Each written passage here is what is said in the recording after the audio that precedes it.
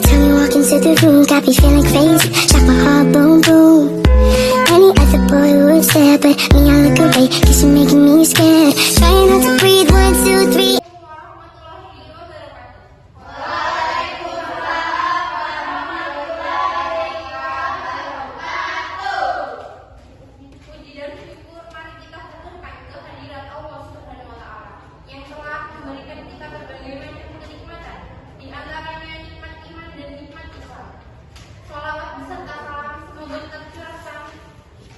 Limpah kepada Nabi akhir zaman, seorang nabi yang wajibnya saja membuat goncang alam semesta, membuat heboh para malaikat Allah Subhanahu wa Ta'ala, yang kalau bukan karenanya tidak akan Allah ciptakan alam semesta ini.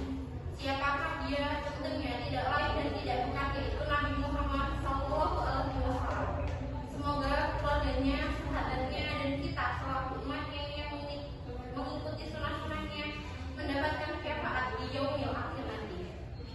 Jelang peringatan Hari Raya Idul Adha, tentu rekan-rekan sekalian sudah tahu bukan mengenai apa itu perayaan hari besar Idul Adha dan peristiwa apa sajakah yang melatar belakangi hari besar tersebut.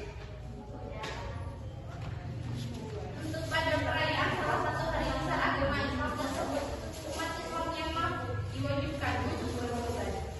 Namun ada sebagian ulama juga yang menyebutkan bahwa melaksanakan kurban tersebut adalah sunnah muakkad.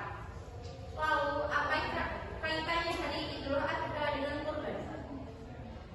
Hari Raya Idul Adha merupakan peringatan akan peristiwa kurban, yakni ketika Nabi Ibrahim bersedia untuk mengorbankan putranya, yaitu Nabi Ishak.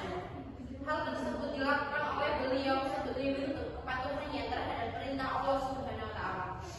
Salah satu ayat yang menerangkan tentang perintah Allah untuk berkurban adalah surat Al-Kautsar ayat 2 yang berbunyi Fasholli lirabbika wanhar.